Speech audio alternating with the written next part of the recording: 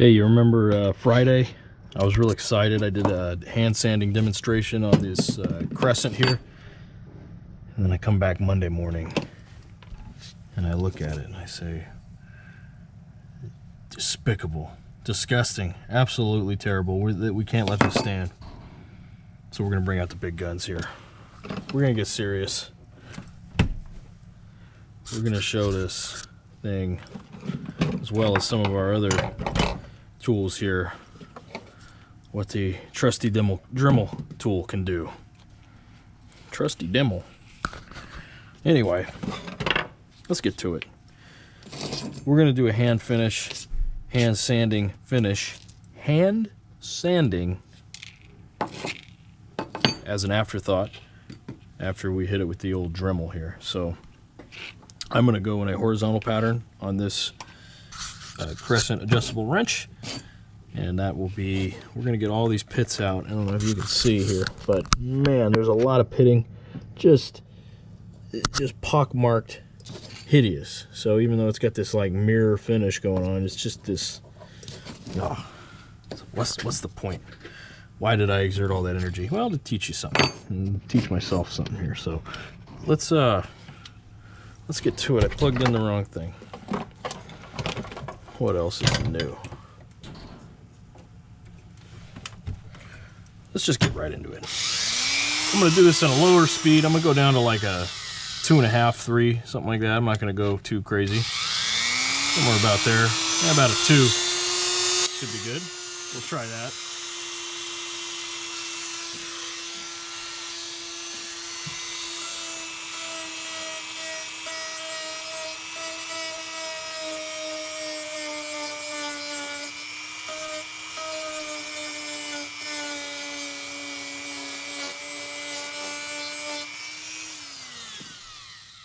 I'm going to use this opportunity to talk about these little sanding wheels that you get from Dremel. Sometimes this little sandpaper on this wheel here, you have so much difficulty getting the thing off once it's been wound down. And then other ones, they go slipping and sliding. I don't know, there's probably some secret to this that I'm not aware of. Let me know in the comments. Like, subscribe, and comment. In fact, let's have even more fun. I'm gonna set this up on a my little table here. I have this beautiful table. That's what we're gonna set it up on. All right, here we go.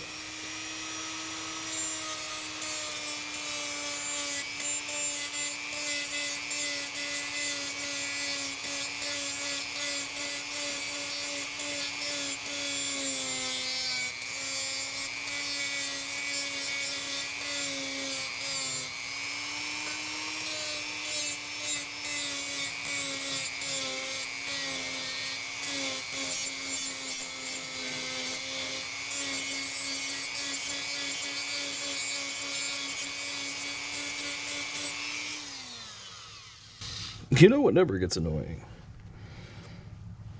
Okay. Let's try it like a 1. Let's see what it does then.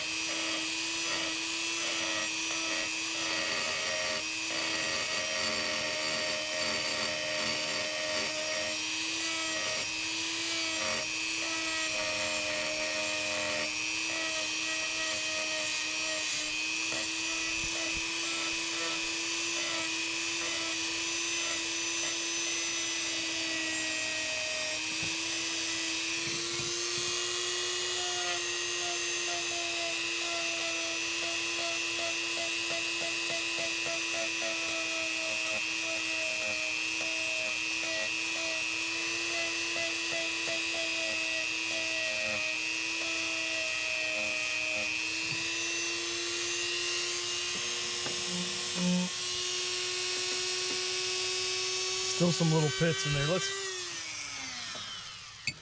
Let's see where we're at now. Still feels very smooth. I've undone all that hand sanding I did in the last video, but as you can see, there's still some deep pits in here, but it's not as bad, although when I hit it in the light here, it's just not good enough.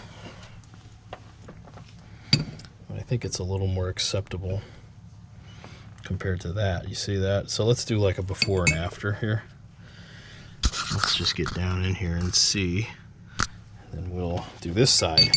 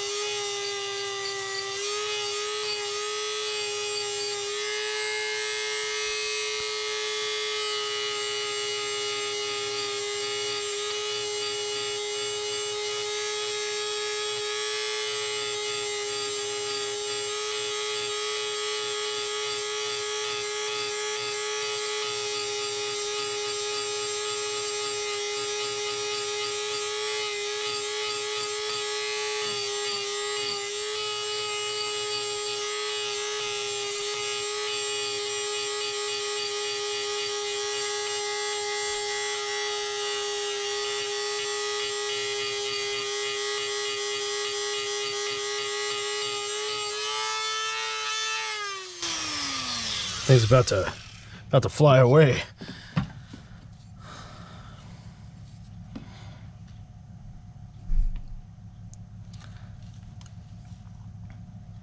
We'll see after a hand sanding how that'll look. Let's try to clean up this.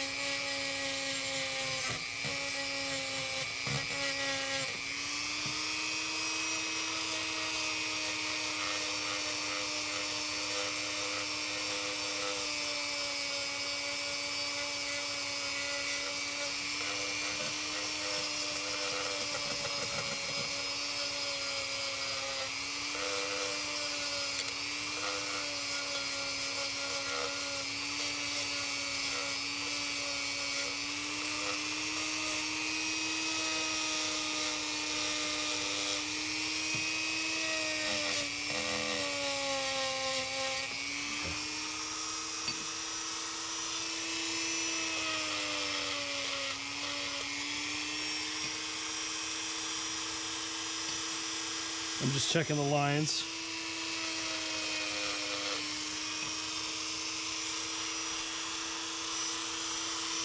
Okay. All right. How we doing? This paper's about gone. Okay. Let's look at this now. Get this monolith out of the way. Okay, we still got some little pockmarks on there.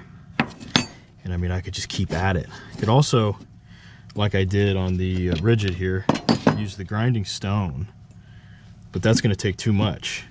I just want to get enough of that surface pockmarks off that it's not completely hideous like it was. And so now all we've got to look at that's ugly is this now, which has shrunk, and just a few little spots here and there. But that's acceptable. I mean, you could, again, you could just leave it like this. There's nothing wrong with, you know, if you want to go crazy and really get into it, which we're going to do, because there's nothing else to do, you know. It's not like there's anything else to do. So, now that we've done that, let's do this other one real quick. This shouldn't take too long.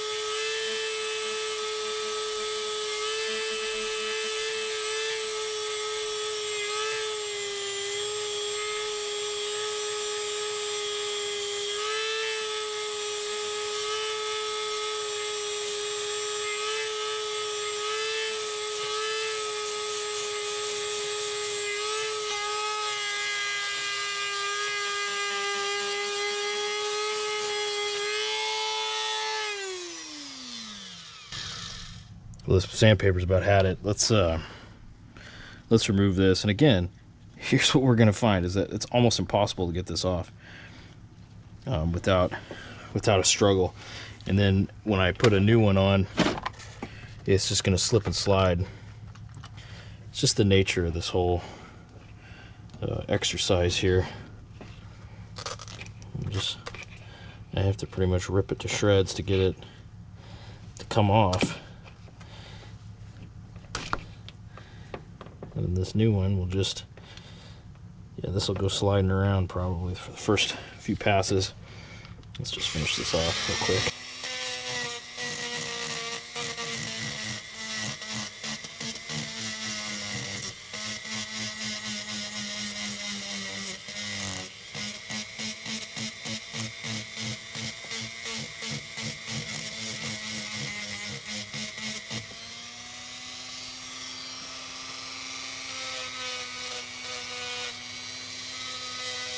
Let's go side to side.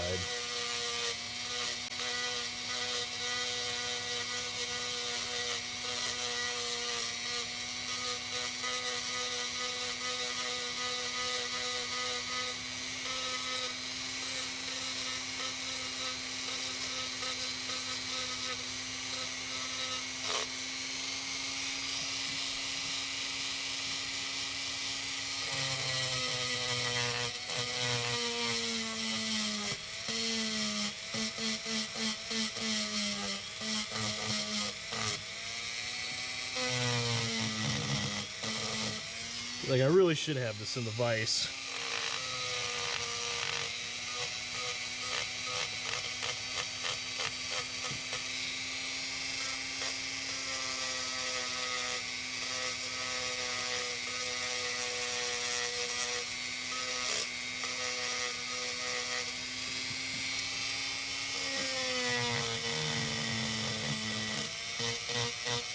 But imagine if I were using a grinding wheel instead, a stone. I would have ruined this thing. I mean, I'd have to completely reshape it. So that's why I'm using this sandpaper instead.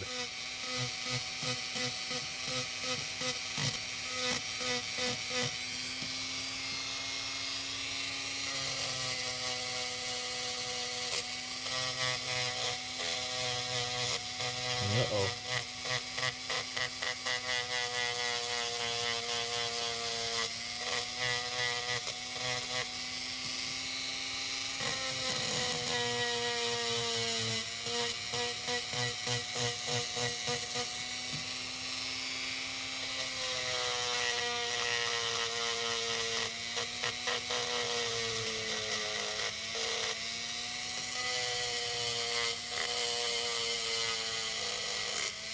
Ah.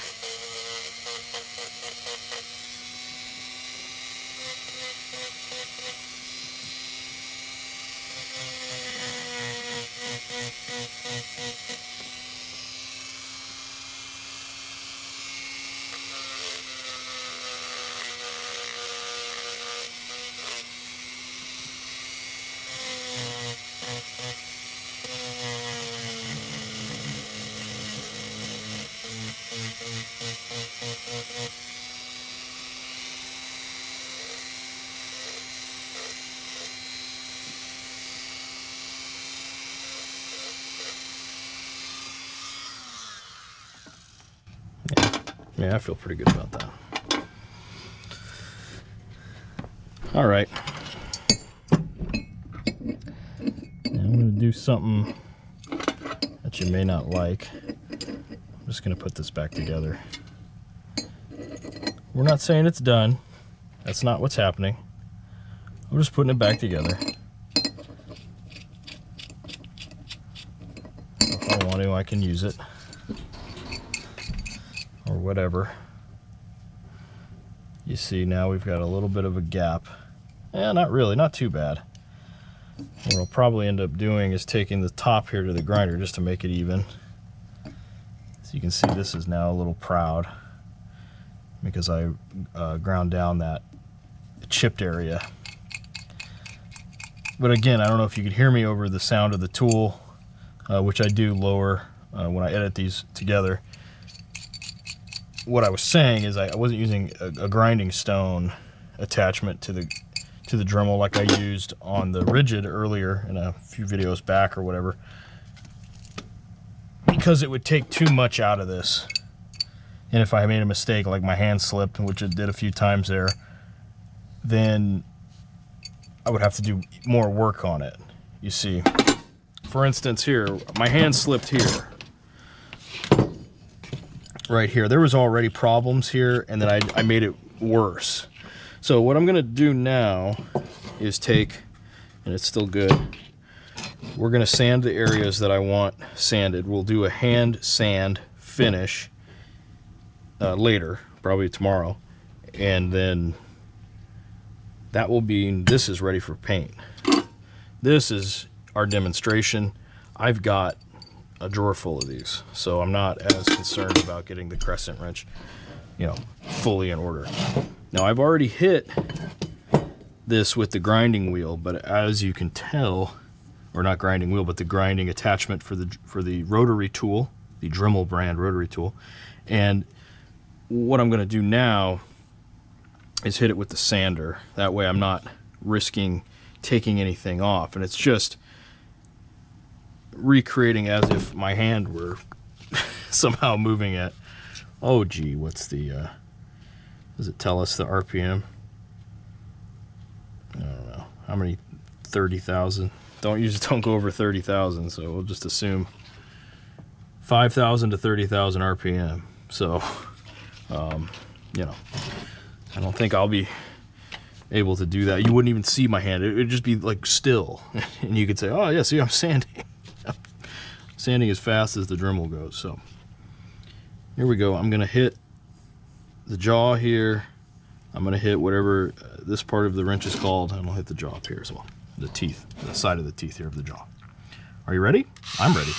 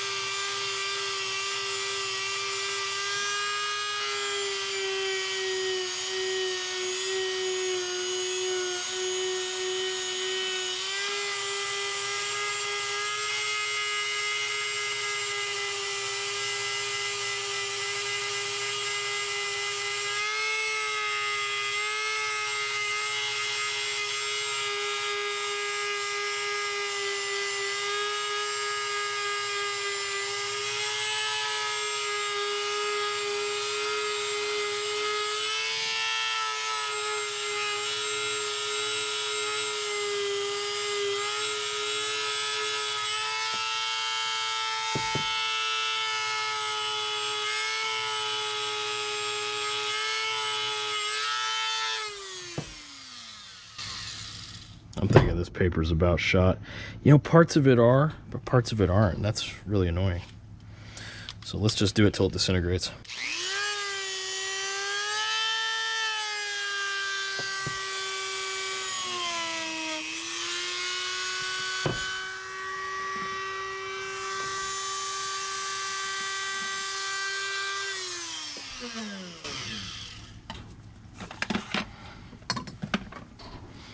You know, I could plug it in over here.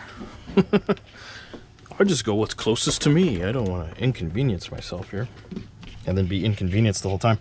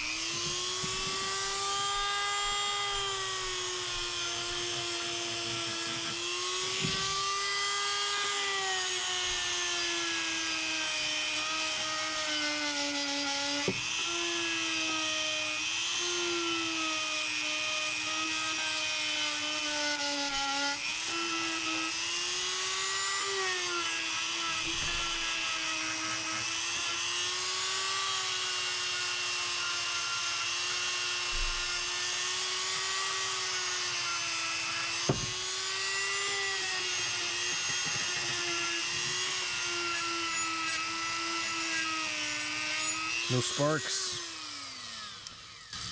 No sparks means, yeah, it's gone. Okay, we're not sanding anything at this point. Say goodbye. Probably damaged the rubber here. Let's just put another one on. I got a box of these. Finally using them up.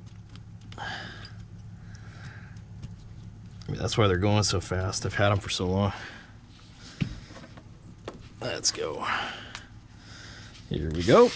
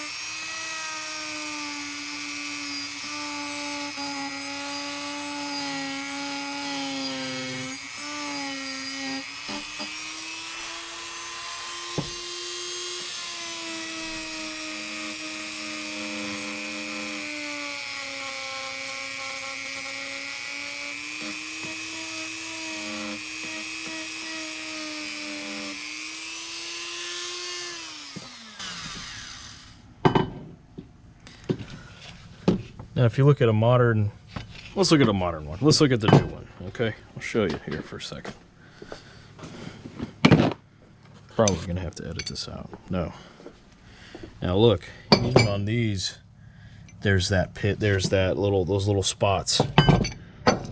This was off the shelf like that. I mean, there's not much you can do about that, I don't think. I think it's just the way they sandblast this stuff so hard before they polish it. Not much else you can do about it. So I'm going to say, and then I went a little crazy in here again, but that's going to be better than what was going on in there. We'll get some paint on there and that'll do the trick. And again, we'll hit that with the sandpaper. We'll work our way up from probably a 120, start at a 1 something.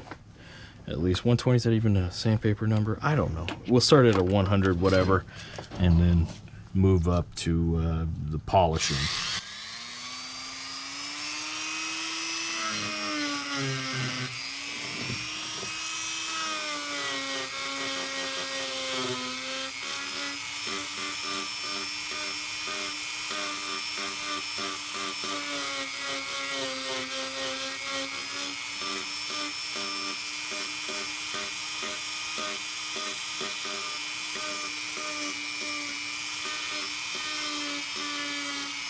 I'm going outside of this dimple here so that it keeps that shape defined, because when we tape this off, I'm gonna need to know where the lines are.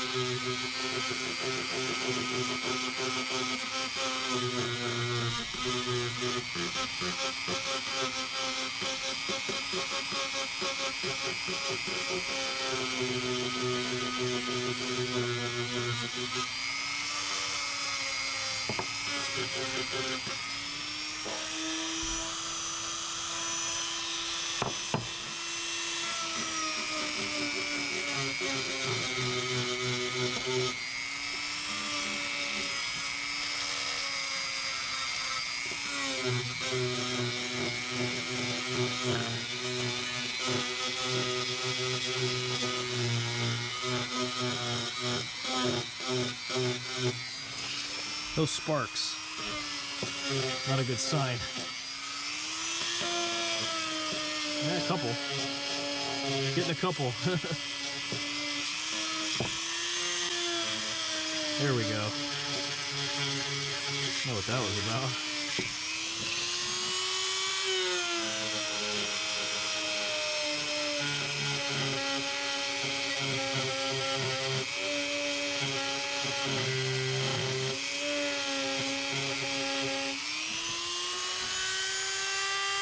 Okay.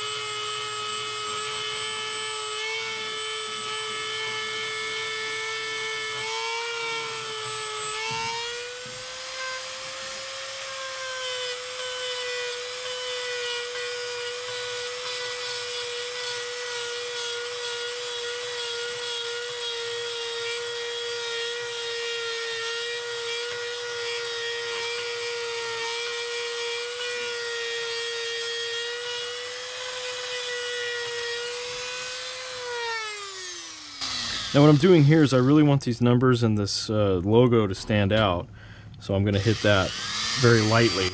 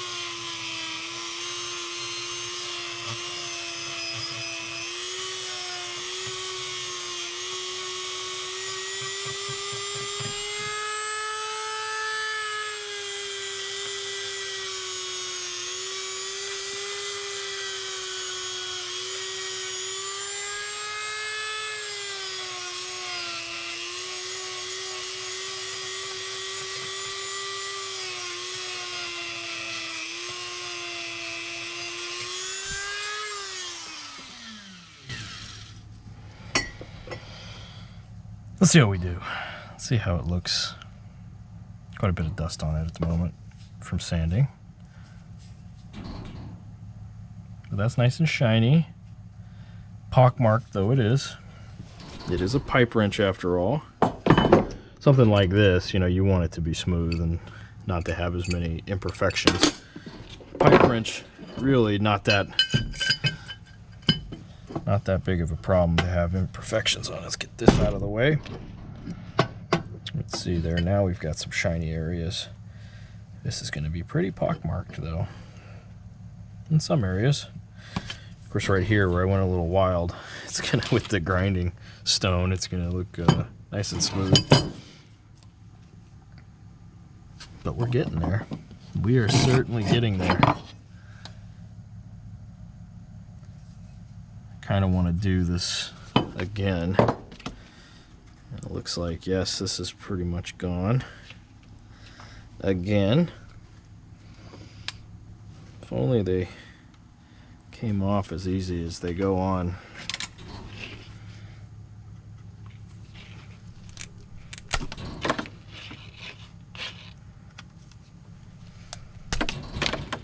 Okay. Let's just throw another one on there.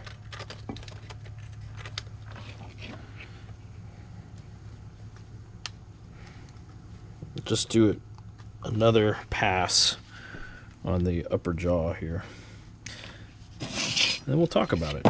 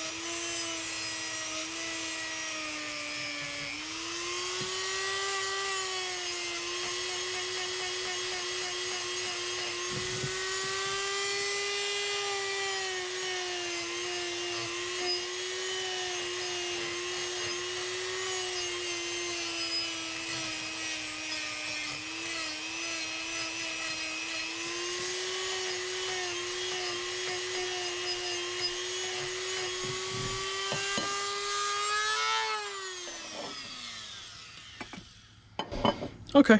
I feel good about it.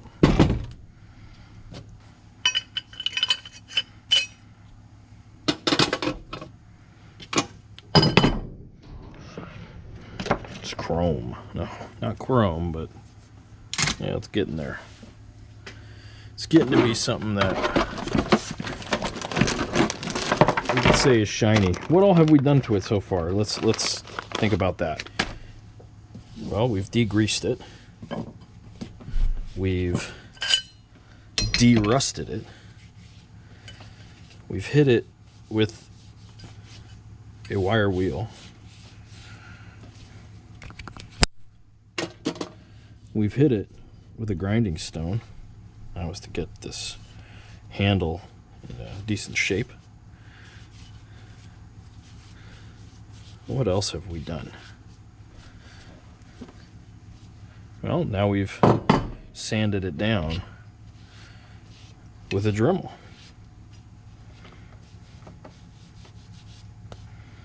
And then tomorrow we'll take it a step further and polish these up real good. All these certain parts here. Very, very little of this is going to be polished. Just these lines here. Once it's all polished up, we'll tape it off and prepare it for painting. Now you say to yourself, do you have the paint, Joe? Well, I've got the primer. As far as how to hang it to paint, well, in the past I've used magnets, very strong magnets for tools such as this, and I may do something like that again. Of course, the last time I painted tools, I was in a different shop where I had some ability to paint without, I was separated from the rest. Let's say some important figures in the company are directly above me, and so even though I'm doing this after hours, that paint smell will linger and may even creep its way into areas it doesn't belong. So I'll have to think about how I'm going to paint for this project and where. But I'll think of something. I'll figure it out. Now, just for your benefit, for you to understand, when I'm using this rotary tool, the Dremel Moto tool, and I'm using this sander, I'm using a very light touch. I'm easing up on the variable speed. When I feel like it needs a little more bite, I'll move it up. My hands vibrate. So that's the thing. You don't want to take off too much. You don't want to lose any definition. and you don't want to risk disrupting the functionality of the tool itself. For instance, these teeth, the teeth is what you want. So on a pipe wrench, the teeth is what's going to grab the pipe or other cylindrical object that you're trying to get a grip on. So if the teeth are ground down, they're not going to work. And so yeah, you've got a shiny piece of metal, but it's lost all functionality. That's not what we want. So you don't want to risk that. Now we do have the file here, which I will add some more definition to these teeth. That will be kind of a finishing touch, so to speak. That is a tedious, drawn out process, but it's important nonetheless. And that's something that will most likely occur off camera for all of our benefit. I will say that you would hit each side with a forward motion and try to get right there in the crease, and that's just helping keep them sharp and grippy. You don't want them to turn into a cone or something of that sort. So that's what we're talking about there as far as that goes. Once this is polished, taped off, ready to paint, we'll primer it. We'll hit it with a couple coats of self-etching primer, which gets into the metal, which sort of creates a chemical reaction, and it will become one with the steel. And then the paint will just float right on it. And I'm going to find a good substitute for Ridgid red. I'll have to do a little research here to find the right color for this wrench. Now I've thought about, and this is just a thought here, going for the Cleveland Browns orange for the wrench, but I'm undecided as far as that goes. Now, don't think I forgot about this guy. This is going to be oiled up to return it to its original luster. We've removed all rust from it, and that's pretty much all we're going to do to it. Might do a little polishing here on the rivets, but otherwise, this thing's good as gold. We'll slip these back on, take the heat gun, give it a little once over to hopefully shrink it back on there to fit, and throw her in the plumbing kit. Take her out in the field and see what it's capable of. As for now, though, this is the real main focus. We want to get this done. We have a finished product that we can then show. It only takes 15 videos to do, whereas it takes about 8 minutes for the average YouTuber to do the same thing. We've got this guy here that I've put back together, reassembled, in other words, just to have out. We may even use it a few times just for fun, but as you can see, it's got a very, this is all you would need to do. There's not much. Tool restoration is as little, you can make it as little or as big as you want. You don't have to go all out and get that, you know, compact mirror finish. You can just get it shiny, and look at those lines look great.